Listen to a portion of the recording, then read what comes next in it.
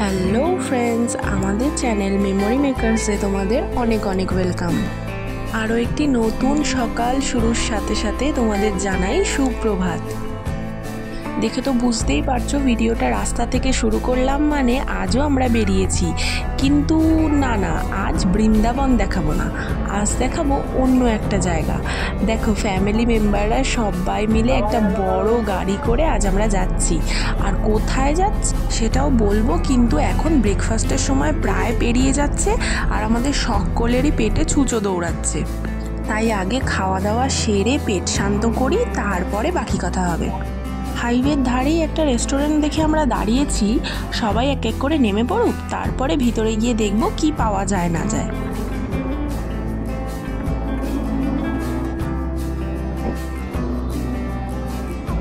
ও বাবা, ভেতরে যাব কি?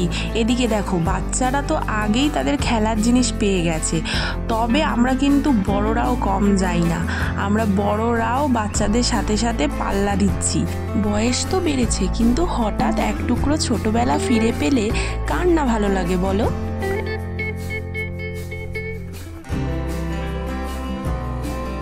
যাকগে, অনেক মজা হয়েছে। এবার রেস্টুরেন্টের ভেতরটা এক ঝলক দেখে নাও। ভালোই পরিষ্কার পরিচ্ছন্ন ছিল, তবে আমরা ছাড়া সেই সময় অন্য কারোর টিকিটিও আর দেখতে পাইনি। আর এখন আমরা যে যার চেয়ার নিয়ে বসে পড়ছি, কারণ খুব খিদে পেয়েছে।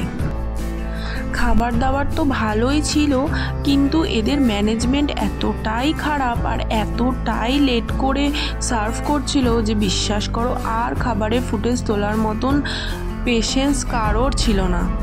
যাকে সেসব কথা না হয় এখন থাক, চলো এখন যাওয়া যাক। ও হ্যাঁ, আজ আমরা যাচ্ছি ফতেপুর সিকরি। তবে শুধুই ফতেপুর সিকরি নয়, আমরা এরপর তাজমহলেও যাব। জানো, তাজমহল কিন্তু আমার one of the dream place, তাই আমি তো খুব এক্সাইটেড। তোমরা যারা যারা ভিডিওটা দেখছো, তোমরা তোমাদের ড্রিম প্লেস কোথায় কোথায় সেটা কিন্তু কমেন্ট করে জানাতে পারো।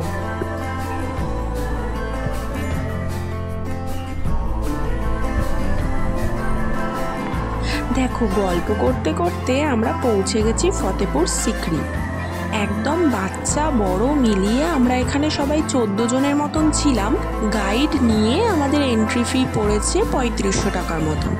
তোমরা যারা প্রথমবার এখানে আসবে, অবশ্যই একজন গাইড নেবে, কারণ গাইড ছাড়া এখানকার যে খুঁটিনাটি ইতিহাস আছে সেটা কিন্তু বোঝা অনেকের পক্ষেই খুব কঠিন। গাইড নিলে উনি সুন্দর করে বুঝিয়ে পুরো ব্যাপারটা বলে দেবে। এখনও কিন্তু আমরা মেন জায়গায় পৌঁছাইনি। এই পুরো গার্ডেনটা পেরিয়ে এখনও আরও অনেক যেতে হবে, তবে গিয়ে মেন জায়গাটায় পৌঁছাতে পারবো।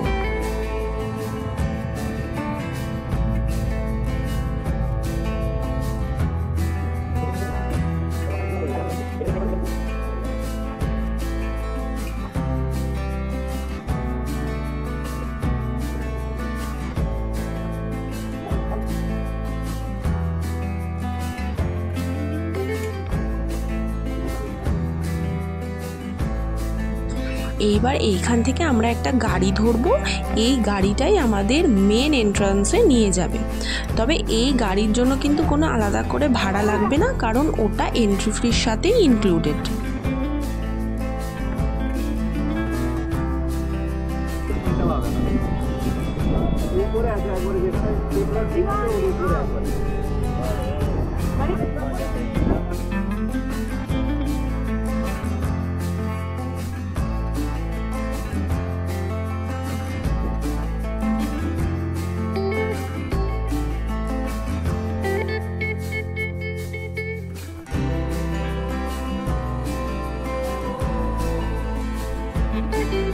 এই যে এইবার আমরা খুব কাছাকাছি চলে এসেছি, প্রায় পৌঁছে গেছি। ওই যে দূরে দেখা যাচ্ছে গেট, ওই গেটটা পেরোলেই মেন এন্ট্রান্স।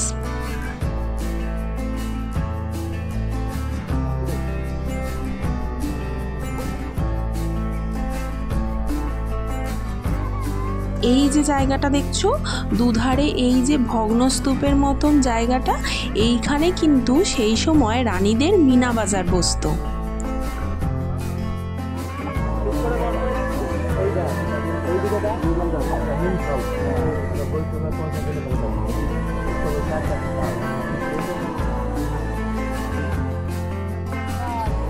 আর ডান দিকের এই যে বড় বিল্ডিংটা, এইটা ছিল তখনকার সময়ের টাকশাল।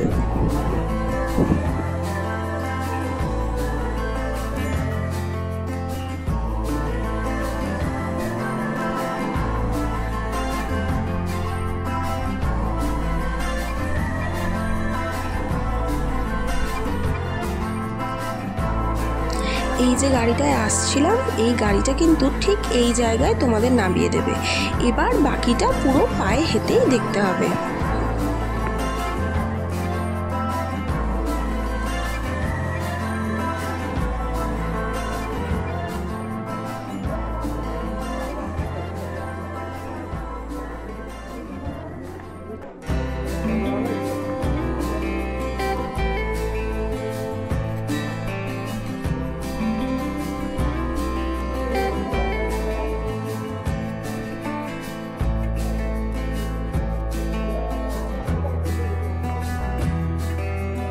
ইনি হলেন আমাদের আজকের গাইড। ওনার নামটা ঠিক এই মুহূর্তে মনে নেই, মনে পড়লে পিন কমেন্টে নিশ্চয়ই দিয়ে দেব। উনি আমাদের খানিকটা হিস্ট্রি বলছিলেন আর জায়গাটা ঘুরে ঘুরে দেখাচ্ছিলেন। এই পুরো যে বড় জায়গাটা, এটা হলো দিওয়ানে আম, মানে সাধারণ জনতার বিচার সভা বসতো এখানেই।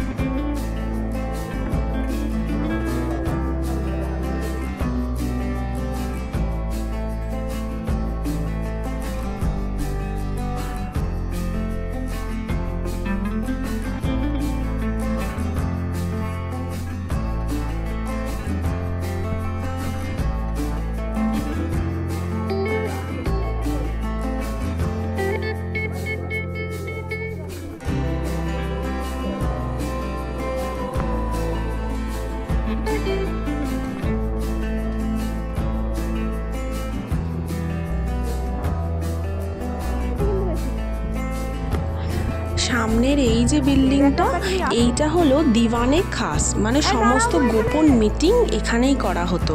আর এই ওপরে যে জায়গাটা, এখানে আকবর বসতেন আর তার মন্ত্রী থাকতেন, আর নিচে থাকতো পাহারাদার।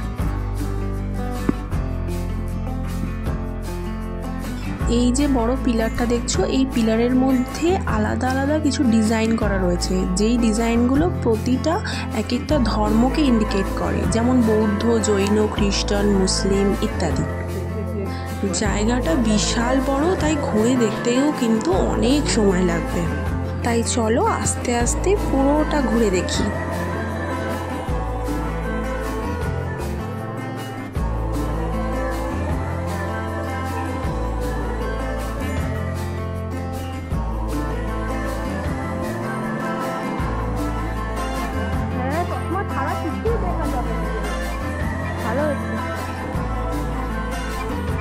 ওই যে সামনে জলের মধ্যে যে জায়গাটা করা, এইখানে অনেক সিনেমারই শুটিং হয়েছে। আর তোমরা যদি মুভির নামগুলো জেনে থাকো, তাহলে তো তোমাদের জন্য কমেন্ট বক্স খোলাই আছে, সেখানে বলে দিও। এই যে এই ঘরটা হলো যোধাবাইয়ের নিরামিষ রান্নাঘর।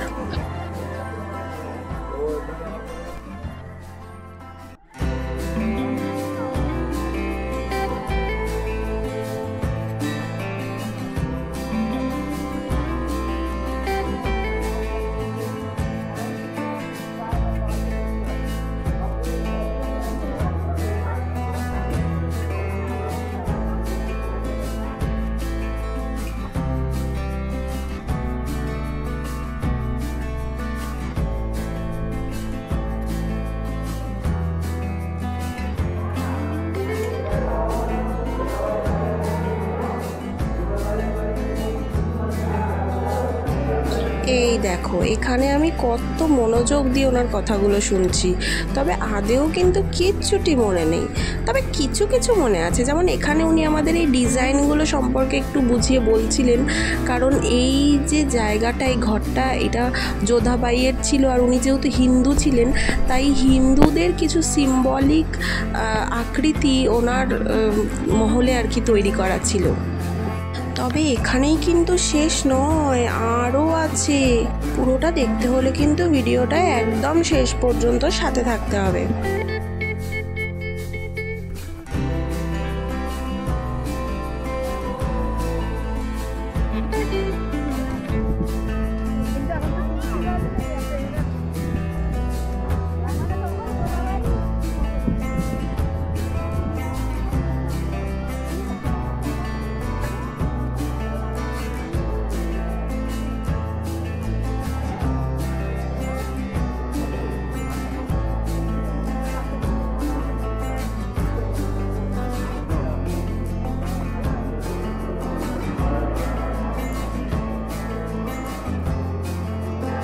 এই যে ছোট ছোট বক্সগুলো, এইগুলোতে সেই সময় মোমবাতি বা প্রদীপ রাখার জন্য ব্যবহার করা হতো।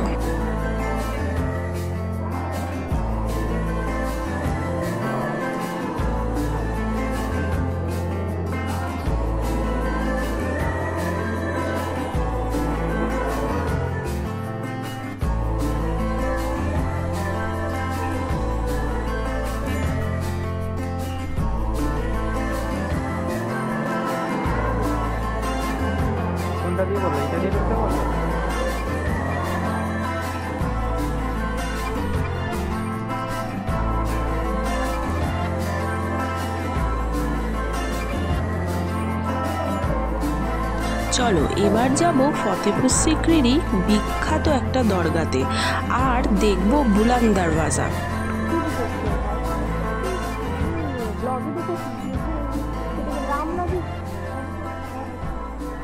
ক্যামেরা ভর্তি হয়ে গেলে ল্যাপটপ আছে, সব ট্রান্সফার করে নেব।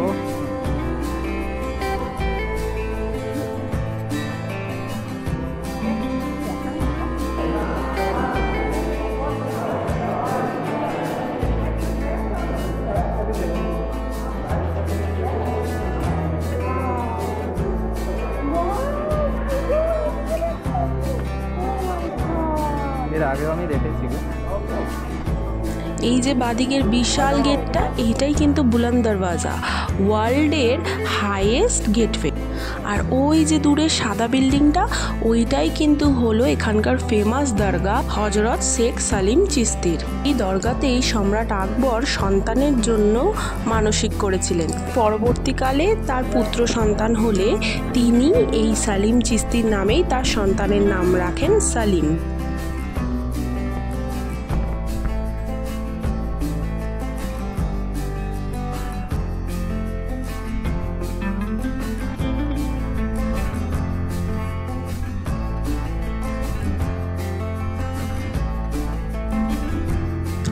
ফতেপুর সিক্রি দেখা কমপ্লিট।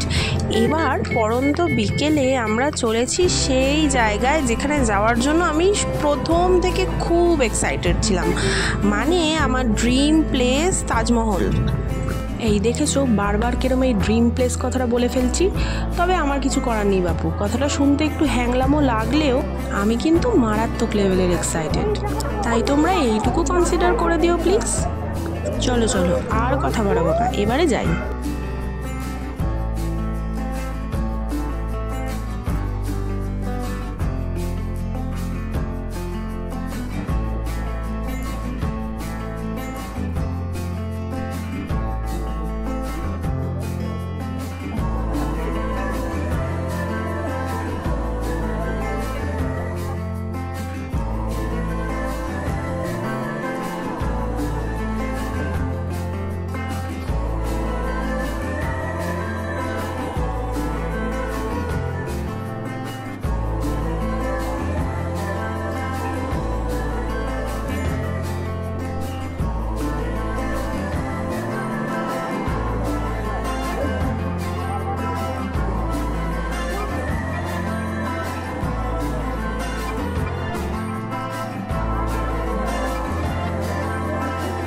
ব্যাস, অপেক্ষার অবসান, এই সেই তাজমহল। ভিউটা জাস্ট দেখো, আমি তো স্পিচলেস, বাকিটা তোমরা দেখে নাও। এখানে পৌঁছাতে পৌঁছাতে আমাদের একদম বিকেল হয়ে গেছিলো, তাই পুরো জায়গাটা ঘুরে দেখার পর আমরা আর আগ্রা ফোর্ট যেতে পারিনি, কারণ ততক্ষণে আগ্রা ফোর্ট বন্ধ হওয়ার টাইম হয়ে গিয়েছিল। তবে তোমরা যদি আসো তাহলে কিন্তু একটু টাইমটা ভালোভাবে ম্যানেজমেন্ট করো, তাহলেই প্রতিটা জায়গা ভালোভাবে ঘুরে দেখতে পারবে। আজ তাহলে টাটা, তোমরা ভিউটা এনজয় করো, আর আমি আবারও ফিরে আসবো আরেকটা নতুন ভিডিওর সাথে। আর এই ভিডিওটা যদি তোমাদের পছন্দ হয়ে থাকে তাহলে অবশ্যই লাইক, কমেন্ট আর সাবস্ক্রাইব করে দিও চ্যানেলটা।